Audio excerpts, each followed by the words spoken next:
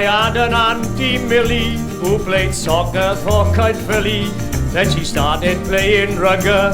Wasn't she a silly Billy? Would you ever see, if you ever see, if you ever see such a funny thing before? If you ever see, if you ever see, if you ever see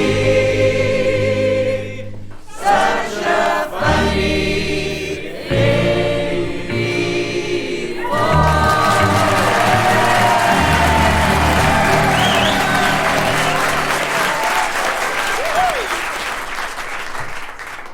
What shall we call our brand new inn? Open for beer and jukebox and gin. A name that says vibrant, says new, says kicks, that captures the spirit of now, 76. The Concord and Kojak? The Pill and Coil? The Callahan and Thatcher? The Arab and oil? Here comes the name. Get ready to rave. Ye brand new pub is Ye Old Oak Stave.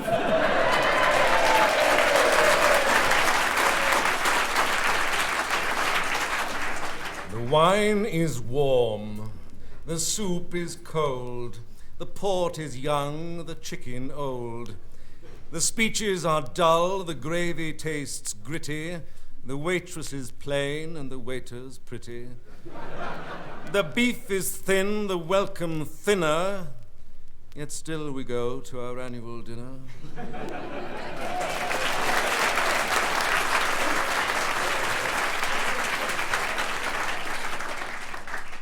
Here lies the body of Uncle Walter, killed himself through drinking porter, while Auntie Mary died of colic after drinking gin and tonic.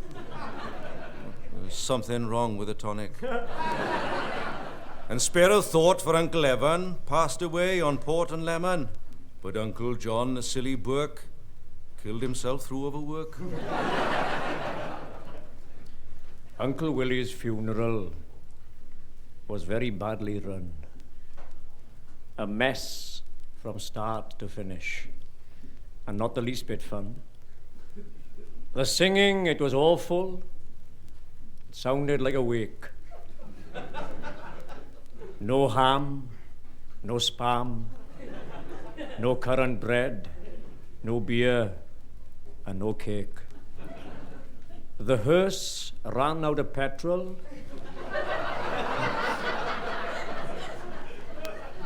A sheep ate the only wreath. And it rained as well. And he went to hell. When Jenkins died, he was given the best funeral he could take without leaping out of his deep and damp grave and back into life. We buried him by the coal pit, black earth on his brown coffin, the hard air thick with a green mist and black sheep screaming their grey image to the mountain moon. We buried him in his own ground, stiff as old cheese, his eyes closed like knotted wood, and skin dull like dead fern. 2 miles from Bridgend, and a mere yard to eternity.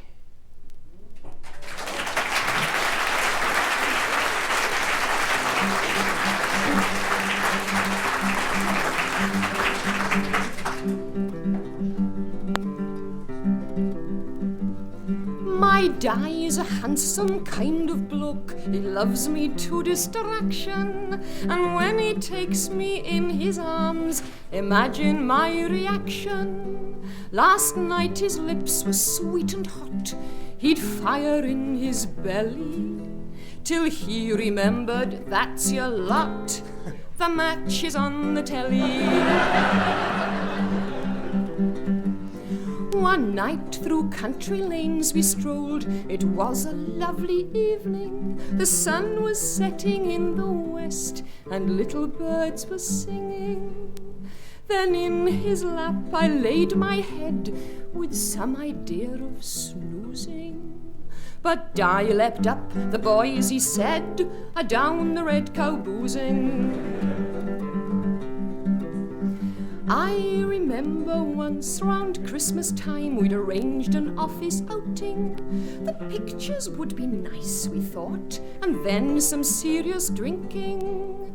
But Di jumped up and spilled his pint down Dillis from our office. Oh dear, we said, it's Friday night. I'm missing choir practice. Di and I made up our minds to take a holiday. So off we went with Thompson's tours to Benidorm last May. But Di began to moan and retch. He found he couldn't stick it. The thought that back home down the vetch the boys were playing cricket. I'm sure you think that I'm quite daft to stand such odd behaviour. But listen, girls, I'll tell you why. I'll do you all a favour. Put yourself in a Welsh girl's shoes, because she soon discovers that after rugby, hymns and booze, Welshmen are perfect lovers.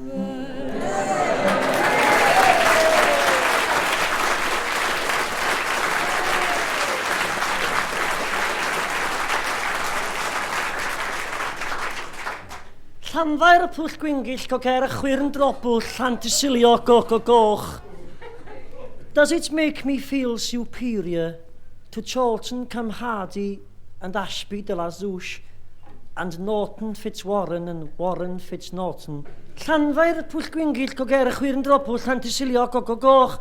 Do I feel better? Of course I do, letter by letter. The old Druids who rolled over Anglesey did things that were dubious in taste. They sacrificed virgins for breakfast. Barbaric, and think of the waste.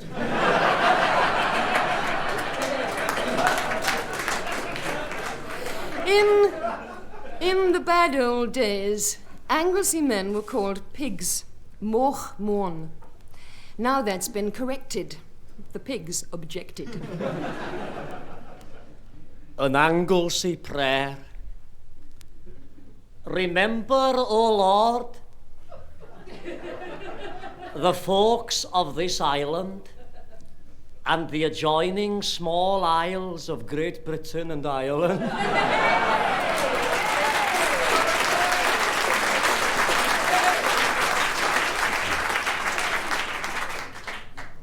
Mary stood in the kitchen, baking a loaf of bread. An angel flew in through the window. We've a job for you, he said. God in his big gold heaven, sitting in his big blue chair, wanted a mother for his little son. Suddenly saw you there. Mary shook and trembled. It isn't true what you say. Don't say that, said the angel. The baby's on its way. Joseph was in the workshop planing a piece of wood. The old man's passed it. The neighbours said, that girl's been up to no good. And who was that elegant fella, they said, in the shiny gear? The things they said about Gabriel were hardly fit to hear. Mary never answered. Mary never replied. She kept the information, like the baby, safe inside. It was election winter. They went to vote in town. When Mary found her time had come, the hotels let her down. The baby was born in an annex next to the local pub. At midnight, a delegation turned up from the Farmers' Club. They talked about an explosion that cracked a hole in the sky. Said they'd been sent to the Lamb and Flag to see God come down from on high. A few days later, a bishop and a 5-star general were seen with the head of an African country in a bulletproof limousine. We've come, they said, with tokens for the little boy to choose. Told the tale about war and peace in the television news. After them came the soldiers with rifle and bomb and gun, looking for enemies of the state. The family had packed and gone. When they got back to the village, the neighbours said to a man, "That boy will never be one of us, though he does what he blessed well can." He went round to all the people, a paper crown on his head. "Here is some bread from my father. Take, eat," he said. Nobody seemed very hungry. Nobody seemed to care. Nobody saw the God in himself quietly standing there. He finished up in the papers. He came to a very bad end. He was charged with bringing the living to life. No man was that prisoner's friend. There's only one kind of punishment to fit that kind of crime. They rigged a trial and shot him dead. They were only just in time. They lifted the young man by the leg. They lifted him by the arm. They locked him in a cathedral in case he came to harm. They stored him safe as water under 7 rocks. One Sunday morning he burst out like a jack-in-a-box. Through the town he went walking. He showed them the holes in his head. "Now do you want any loaves?" he cried. "Not today," they said.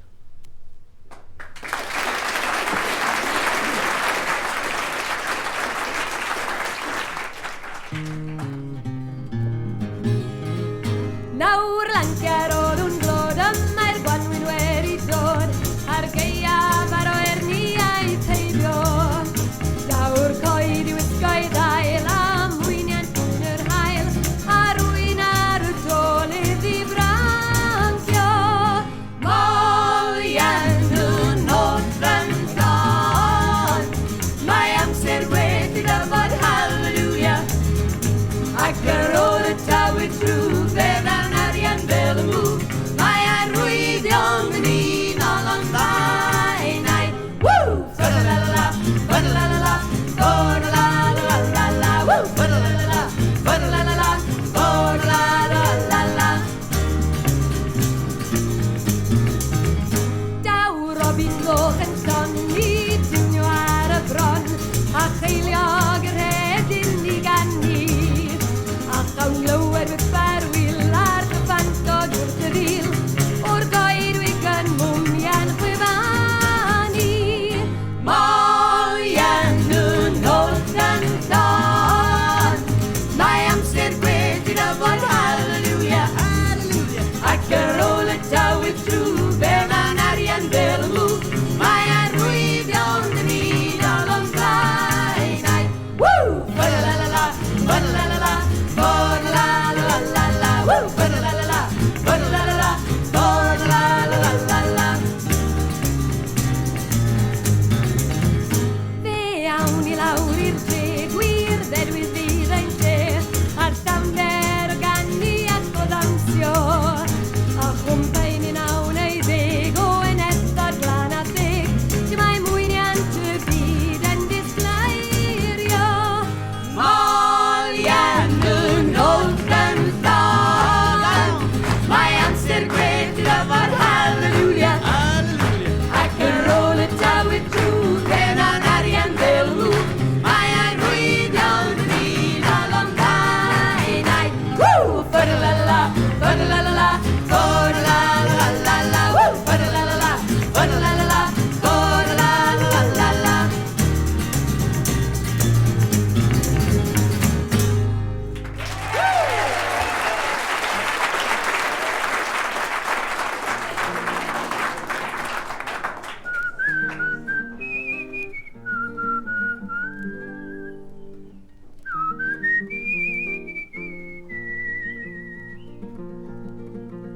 My Budgie has changed to an orangutan.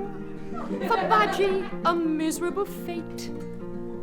The vet checked his voice box and asked if he sang, and said it was something he ate. It's not quite the same with an orangutan. I'd rather have Budgie instead. For an ape is too bulky to fly round the room, and too heavy to sit on my head. Budgie, come back again, sing a refrain again, cast off your ape-like disguise, for an orangutan to sing songs that you sang. only brings tears to my eyes. My budgerigar had a plumage that shone like a rainbow shines after the rain, and it seems such a pity that this pretty bird should change to an ape who's so plain. Orangutans are awfully common as well. The people next door have a pair.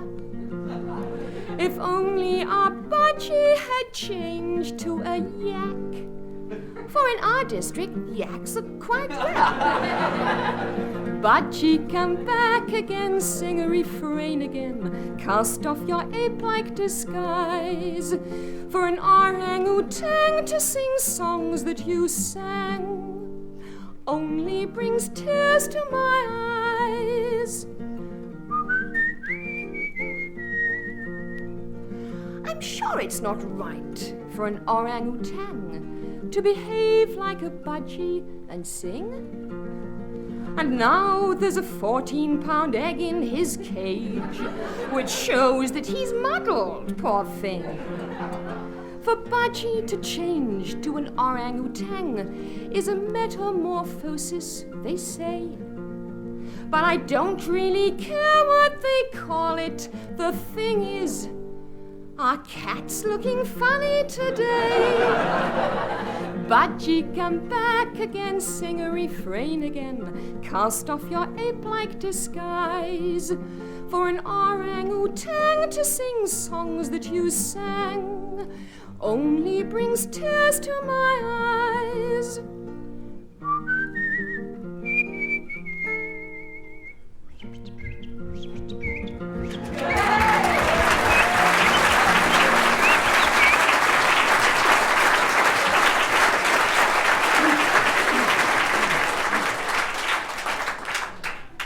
A constable is dependable. A sergeant does his job. A chief inspector is a super detector. But a superintendent's a slot. No, he's not. He's a very nice policeman, actually. For 25 years, Davies Llewellyn from Cardigan was shipwrecked on a desert isle. The lone survivor of a banana boat from Barry. A tropical paradise to some, but lonely for convivial Davies. He lived on nuts and berries and the odd fish or two. One day on the distant horizon, he spotted a smudge of smoke, lit a fire, and jumped up and down on the sands to attract attention. The captain saw him, lowered a boat, and met old Davies on the beach. Emaciated Davies wept into his long grey beard and hugged the captain. 25 years, he said. 25 years on this accursed isle. How have you passed the time, but? Asked the captain.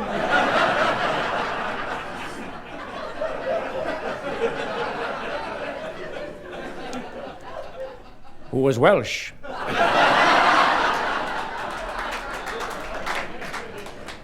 Come with me, said Davies, and took the skipper to the top of a hill overlooking a valley.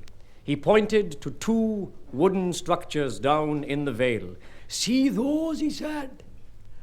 I built those. The captain gasped in admiration. Dear, he said. What are they? What are they? What are they? Cried Davies. Chapels, of course. 2 chapels. Great, said the captain. Da iawn, magnificent. But why 2 chapels? You see the one on the left? Said Davies. Yes, said the captain. I see it. Well, said Davies. That's the one I don't go to.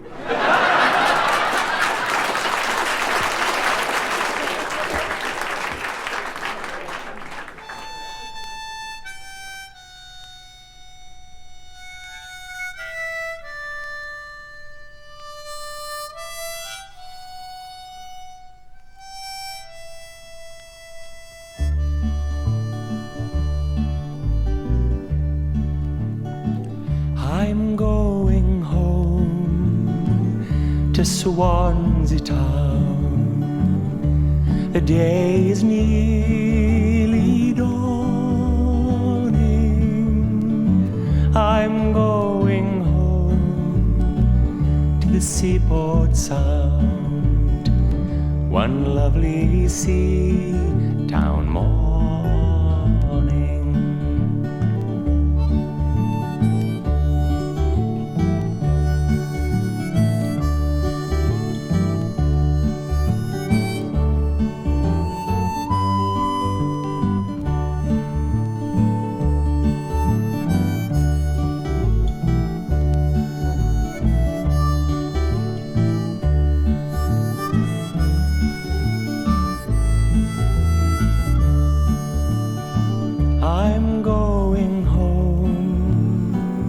Swansea town, to where the ways are brambled, neath the sea town sky, where seagulls cry, where as a boy I rambled.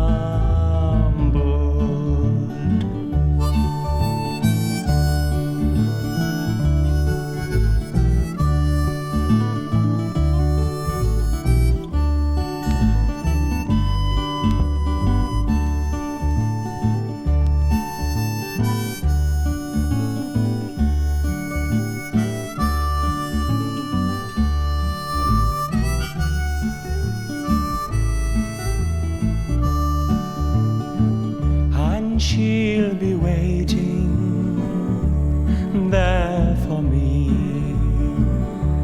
She'll be glad to see me, and I'll not leave my town again. A fortune won't persuade me, for I'm going home to Swansea town. The day is nearly dawning. I'm going home to the seaport sound, one lovely sea town morning, one lovely sea town morning.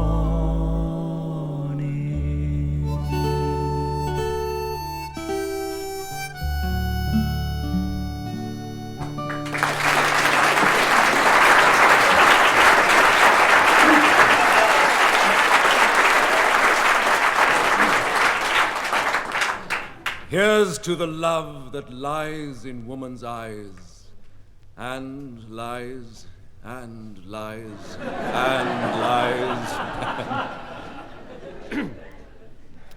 Oh, she's married now, all right. But she didn't have it white.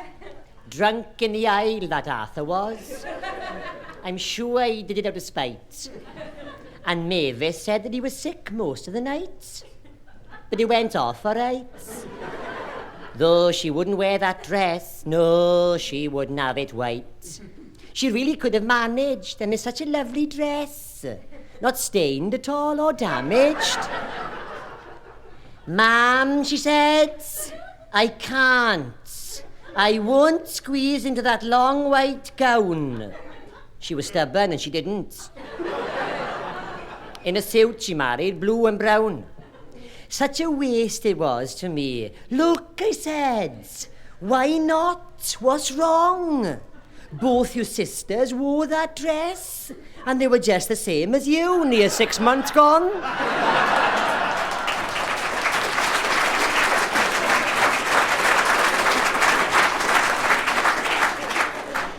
Mrs. Jones met Mrs. Price along the road one day.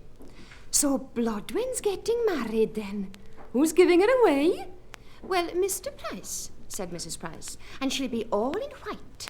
Well, she's our only girl, you know. We've got to do it right. There's touching, love, said Mrs. Jones. And when's the baby due? The baby? yelled poor Mrs. Price. The baby? Oh, Juju, there isn't any baby, girl. It simply isn't true. If that's the rumour, tell 'em all our blood's as good as new.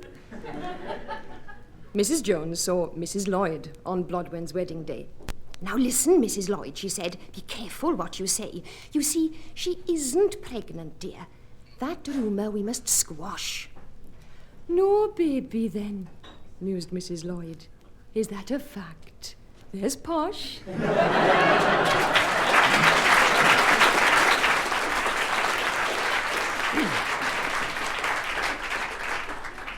Ode to the Severn Bridge. Two lands at last connected across the waters wide, and all the tolls collected on the English side.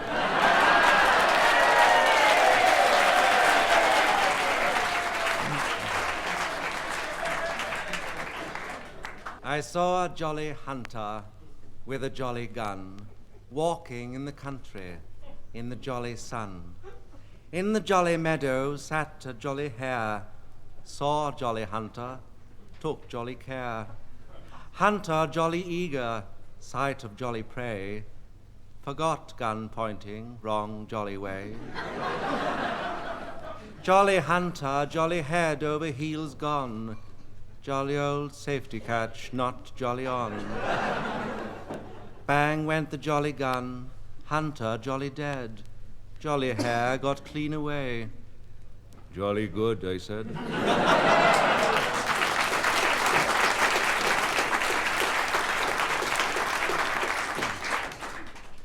There's something here somewhere that I must have missed.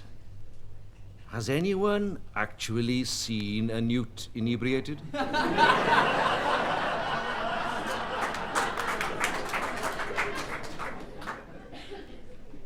What is the best thing, the Bristolian asked, ever to come out of Wales? And I asked him to tell me, thinking him straight. An empty bus. And he roared, spilling half his pint. Oh, yes, I said, taking a sip of the pint he had so kindly bought me. My name was, he told me, not Welsh enough, and because I spoke no Welsh, I was not Welsh, you see. And this from an Englishman. I nodded and smiled and sipped from the pint he had so kindly bought me. Are you a member of the Free Wales Army, he asked. I said I was not. Not a member, he laughed, of the Viet Taff?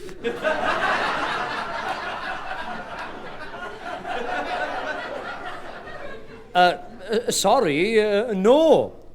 Do you know, he asked again, why there are so many Pakistanis in Birmingham and so many Welsh in Bristol? I said I did not. Because Birmingham had first choice. And he slapped me on the arm and tears of laughter sprang into his eyes. And he asked me if I would like another pint, and I didn't have the cheek to refuse.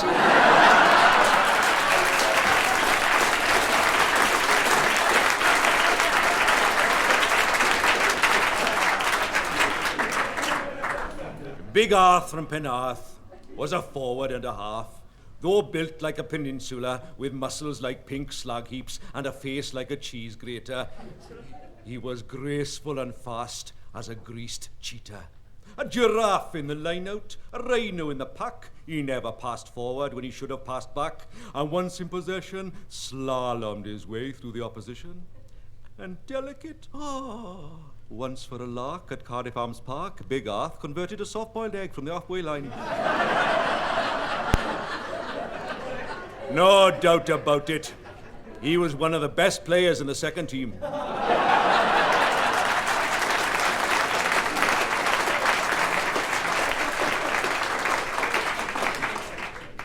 Captain Dick Jones, a volatile marble man, Impatient, growled the touchline, his blood to be stitched up. A voice in the crowd, Cardiff, quick, observant, humanitarian, Christian, kind, tells the referee, "Count the other pack, ref, I think he's eaten one of the bastards."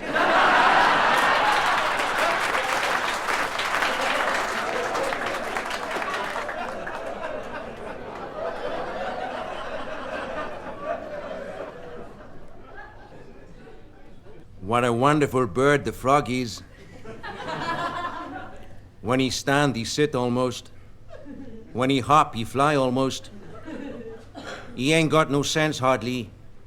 He ain't got no tail hardly either. When he sits at what he ain't got almost.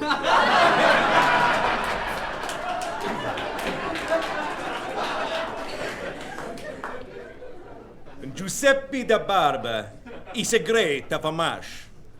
He got the big, the black moustache. Good clothes and good style and a plenty good cash. Whenever Giuseppe is walk on the street, the people they talk, how knobby, how neat, how soft the hand, how small the feet. He raise his hat and he shake his curls and he smile with teeth so shiny like pearls. Ah, many the heart of the silly young girls he got. Yes, plenty he got. But not Carlotta. Giuseppe the barber, he make the eye and I like the steam engine puff and sigh for catch a Carlotta when she is go by. Carlotta, she walks with her nose in the air and look through Giuseppe with a faraway stare as if she no see there is so somebody there. Giuseppe the barber, he got the cash. He got the clothes and the big moustache. He got the silly young girls for the mash. But not you bet my life not Carlotta.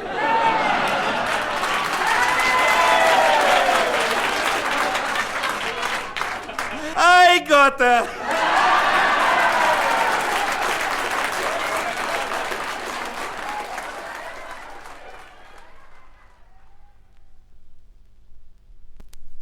It was an evening in November, as I very well remember.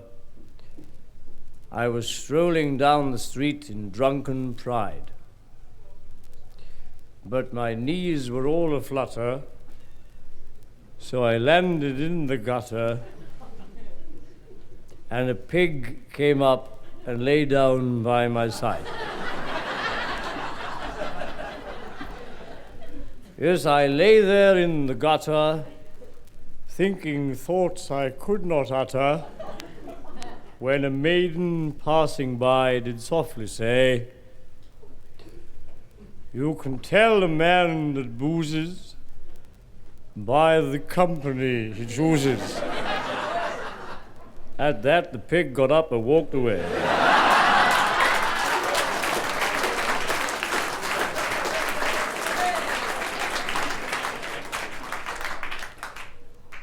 The horse and mule live 30 years, and nothing know of wines and beers. The goat and sheep at 20 die, as never taste of Scotch or rye. The cow drinks water by the ton, and at 18 is mostly done. The dog at 15 cashes in without the aid of rum and gin. The cat in milk and water soaks, and then in 12 short years it croaks. The modest, sober, bone-dry hen lays eggs for nogs, then dies at 10. All animals are strictly dry. They sinless live and swiftly die. But sinful, ginful, rum-soaked men survive for 80 years and 10, and some of them, a very few, stay pickled till they are 92.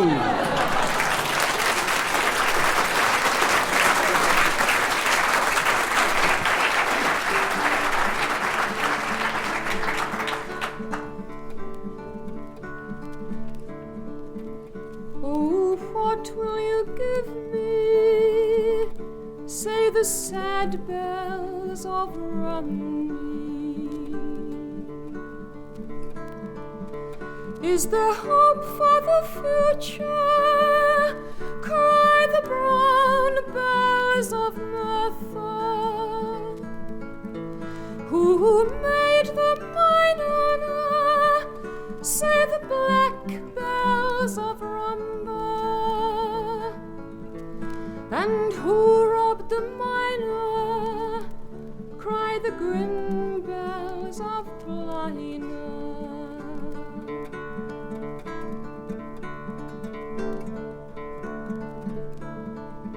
They will plunder willy-nilly, say the bells of Caerphilly. They have fangs, they have teeth, shout the loud bells of Neath. Even God is uneasy, say the moist bells of Swansea. And what will you give me? Say the sad bells of Rugby.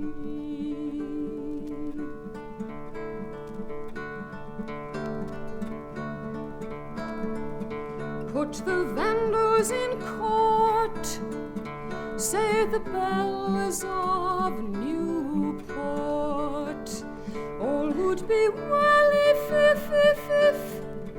cry the green bells of Cardiff.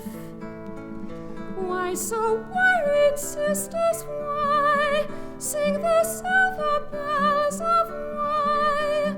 And what will you give me? Say the sad bells of Rugby.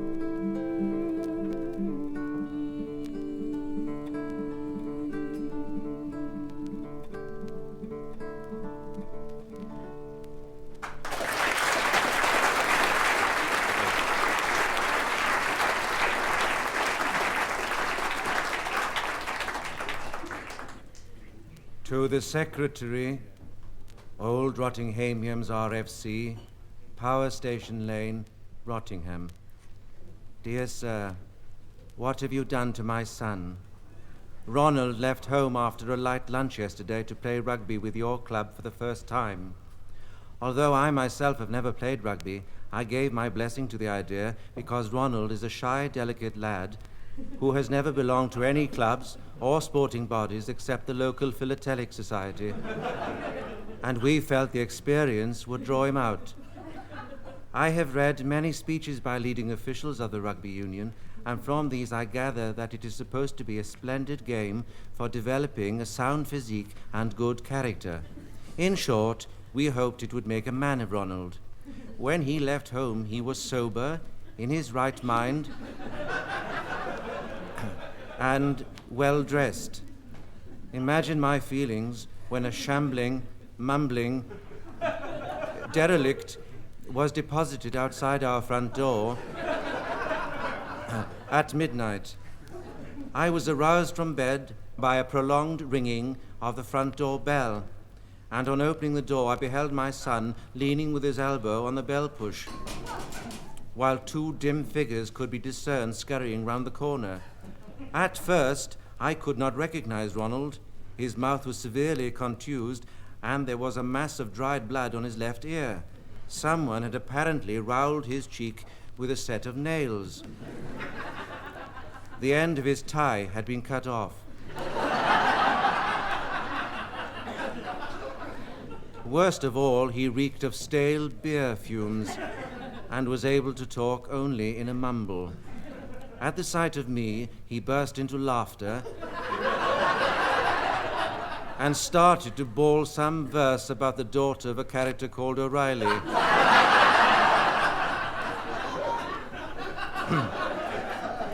Which contained words of such a disgusting nature that I was obliged to place my hand over his bruised and battered mouth to prevent his mother hearing them. Ronald was removed to bed and undressed, being incapable of doing this himself. To my horror, I then found his back was branded.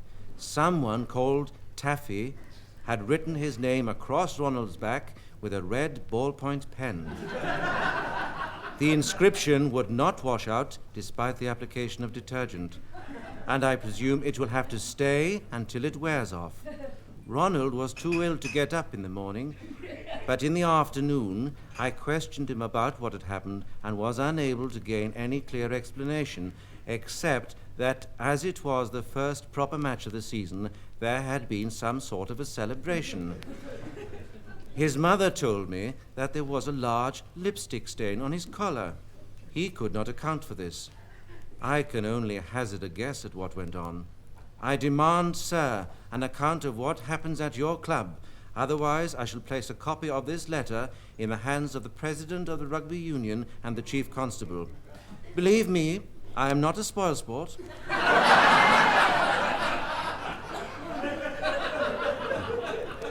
When younger, I frequently indulged in good-humoured horseplay and bonhomie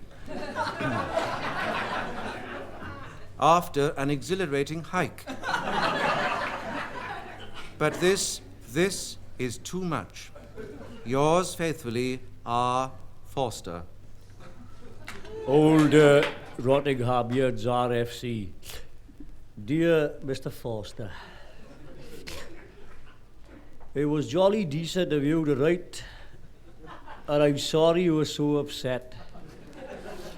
Actually, we were a bit worried ourselves. You see, the Rugby Union is trying to urge everyone to start up a colt side this season because so many youngsters are coming into the game.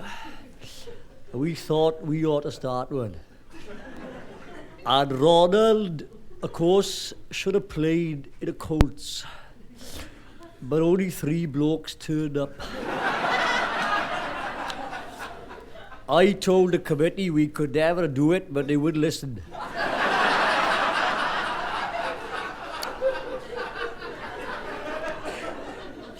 Well, the extra B was 7 short, so we put the Colts in the extra B, and I'm afraid they were playing some old enemies of ours who have a lot of old stages in the side. Welsh, you know. And the match was a little rough. Actually, Ronald hurt his ear during half-time when someone kicked the ball to him but he wasn't looking.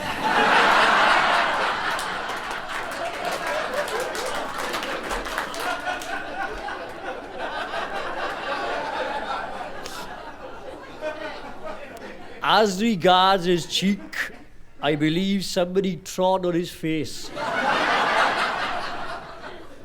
Don't worry, we know who it was, and we'll be looking out for him the next time we play them. Well, being the first night of the season, we had a little do in the new pavilion, and I'm afraid that during this, Ronald put his foot through the plate glass window at the front and broke it. I'm told this will cost about £30 to replace, and we aren't insured. So I'm wondering if you could see a way to do something about it.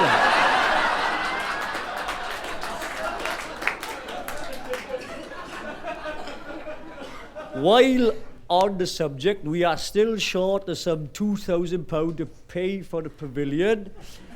And as you are obviously interested in sport, I wondered if you had thought of becoming a life member of our club. It costs only 10 guineas, and this entitles you to see every match for nothing and to use the bar wherever you want. Officially, we shut at 10:30, but you can usually get something up to midnight if you go in through the little door by the visitors' changing room.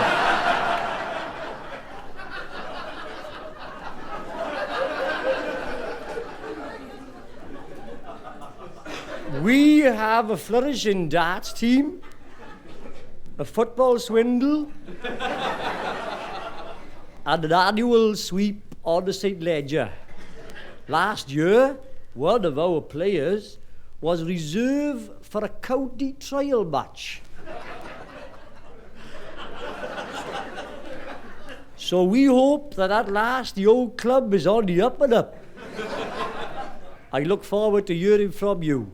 Yours sincerely, A. Brown, Secretary, Old Rots RFC. P.S. We are starting bingo sessions in the club every Thursday beginning next week. Ladies, welcome.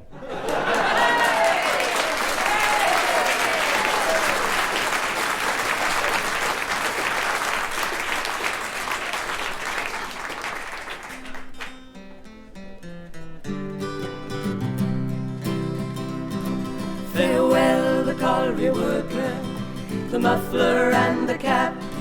Farewell here on the valley, girls, we never will come back.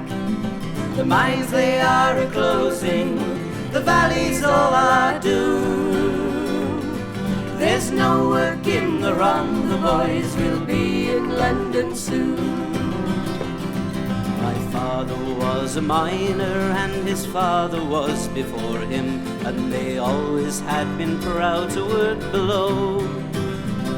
Since they fell 'neath Robin's axe, all the lads have got the sack, and away to work in England we must go. Farewell, the colliery worker, the muffler and the cap. Farewell here on the valley, girls, we never will come back. The mines they are a-closing, the valley's all our doom. There's no work in the run, the boys will be in London soon. No more the chapel singing, for that long ago has left us. In the public house, no more the miner's song. For the population's dropping, bit wheels are a-stopping, and I can't afford to stay here very long. Farewell, the colliery worker, the muffler and the cap. Farewell here on the valley, girls, we never will come back. The mines they are a-closing, the valley's all our doom. There's no work in the run, the boys will be in London soon. Treherbert and Treorchy, Townapandy and Tinawith, Ystradronda, Tom Pentra, all adieu. For we can no longer wait while Parliament debates, and a fond farewell we bid to all of you. Farewell, the colliery worker, the muffler and the cap. Farewell here on the valley, girls, we never will come back. The mines they are a-closing, the valley's all our doom. There's no work in the run, the boys will be in London soon.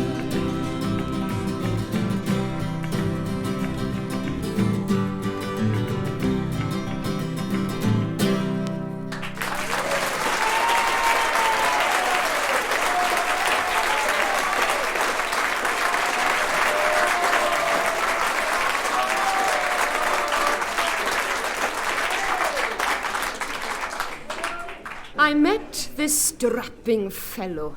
He was from Ferndale, he said. I know he was a miner. Well, he wore his lamp in bed.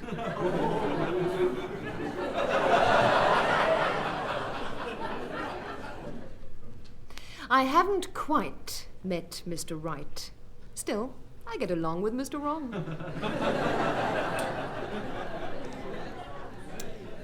There was a fat waitress called Lizzie, who often came all over dizzy. One day she fell flat beside the chip vat, and everyone walked over her because they were used to that sort of thing. Especially when they were busy.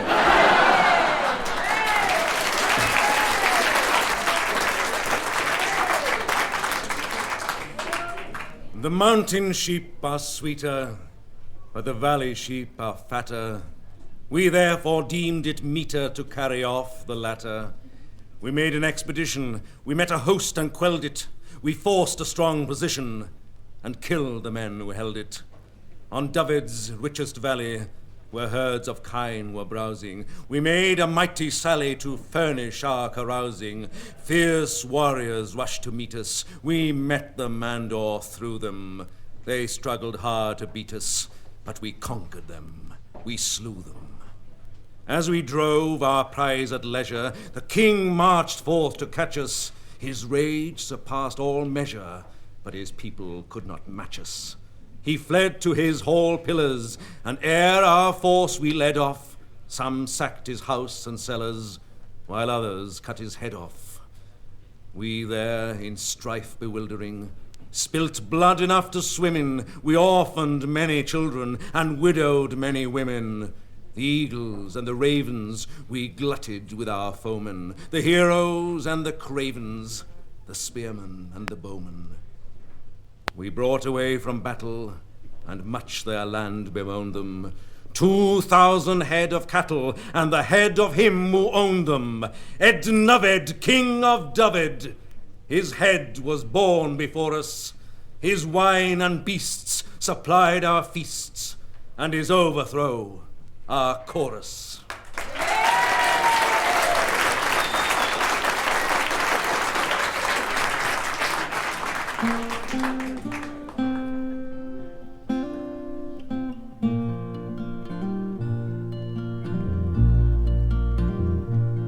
Pan ro'n i'n blentyn 9 mlwydd oed, yn mynd i'r ysgol sydd. Gofynnais cwestiynau mwyaf byd, I mathro gant am fy machgen annwyl meddebe arni amai abai fe wadom ni a gwir ar da ond fy machgen fel na mai.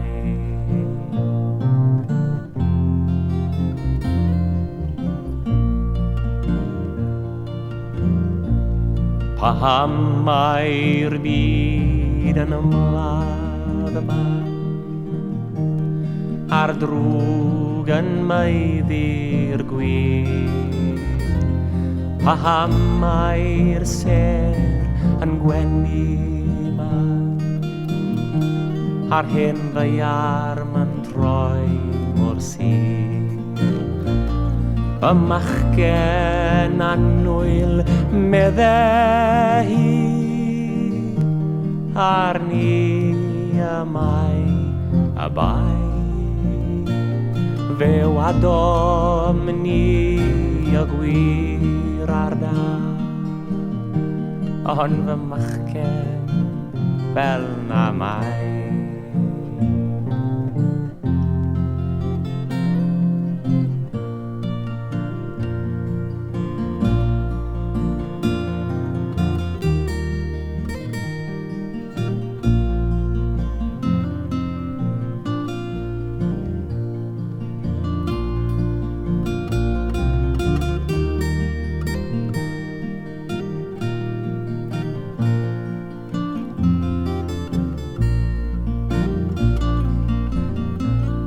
Ond nawr rwy wedi tyfu lan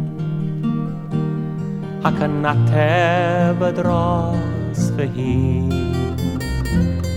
Rwy'n gweld y byd yr un ffordd â nhw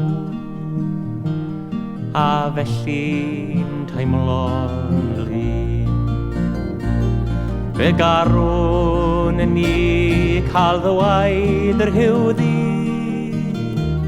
cyn I mywyd bron a chai. Fel na fi ers y llawer dydd a nawr nid fel na mai. Fel na fi ers y llawer dydd a nawr nid fel na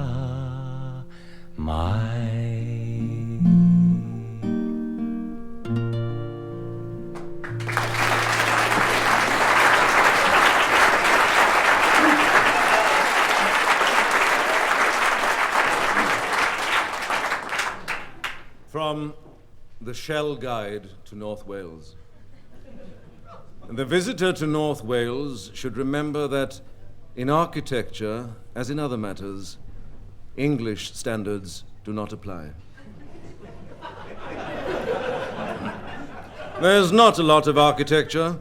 The hills are steep, it often rains, and so on. In a helpful lecture, the guidebook to North Wales explains. Sums up the scene in words appalling that bring a tear to every eye, like sentence of dread judgment falling. English standards do not apply. Can such things be? Can one give credence to what these words so shameless state, that here within our other Edens fair boundaries we tolerate such scenes as these we see before us? All precedents in chaos lie, where man and nature boldly chorus. English standards do not apply. The scenery is often misty. Incessant rain blots out the view. The roads are narrow, dark, and twisty, and so some say are the natives too. There is no doubt the end is nearer. From every crag there comes the cry, ever louder, ever clearer, English standards do not apply. The horns of Elfland, faintly calling, you'll hear from near and far away. The Gatling's jammed, and the pound is falling. So listen to the tune they play. Now God be thanked for the bitter weather, the Sabbaths when the pubs are dry. The stars of the morning sing together, English standards do not apply.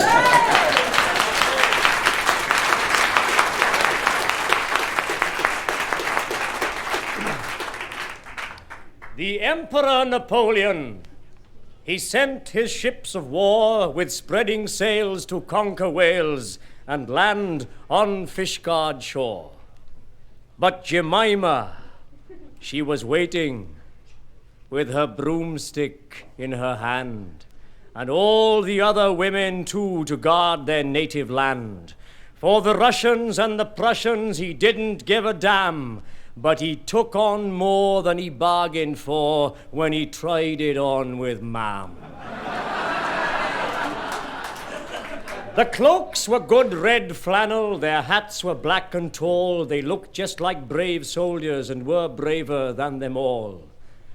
The Frenchmen took one look at them, and in panic they did flee, cried ooh la la, and then ta-ta, and jumped into the sea. And said to one another as back to France they swam, we'd have stayed at home if we'd only known that we'd have to take on Mam. The Emperor Napoleon, he was a man of note. His hat was sideways on his head, his hand inside his coat. When he heard the news from Fishguard, his sorrow was complete. Oh, Josephine, what can it mean? My soldiers have been beat. I will make this proclamation, though a conqueror I am. You can conquer all creation, but you'll never conquer man.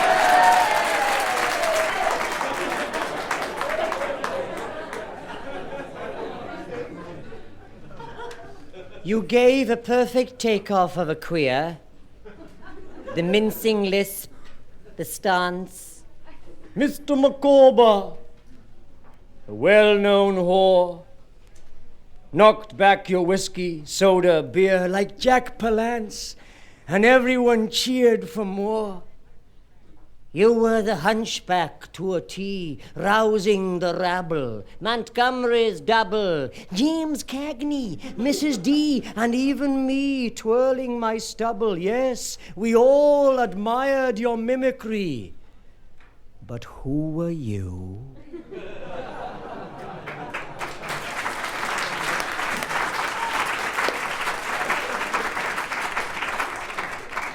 It's awfully bad luck on Diana. Her ponies have swallowed their bits. She fished down their throats with a spanner and frightened them all into fits. So now she's attempting to borrow. Do lend her some bits, Mummy, do. I'll lend her my own for tomorrow, but today I'll be wanting them too. Just look at Prunella on Guzzle, the wizardest pony on earth. Why doesn't she slacken his muzzle and tighten the breech in his girth? I'd say, Mummy, there's Mrs. Geezer, and doesn't she look pretty sick? I'll bet it's because Mona Lisa was hit on the hock with a brick. Miss Blewett says Monica threw it, and Monica says it was Joan, and Joan's very thick with Miss Blewett, so Monica's sulking alone. And Margaret failed in her paces. Her withers got tied in a noose, so her coronet's caught in the traces, and now all her fetlocks are loose. It's me now. I'm terribly nervous. I wonder if Smudges will shy. She's practically certain to swerve as her pelham is over one eye. Oh, wasn't it naughty of Smudges? Oh, Mummy, I'm sick with disgust. She threw me in front of the judges and my silly old collarbones bust.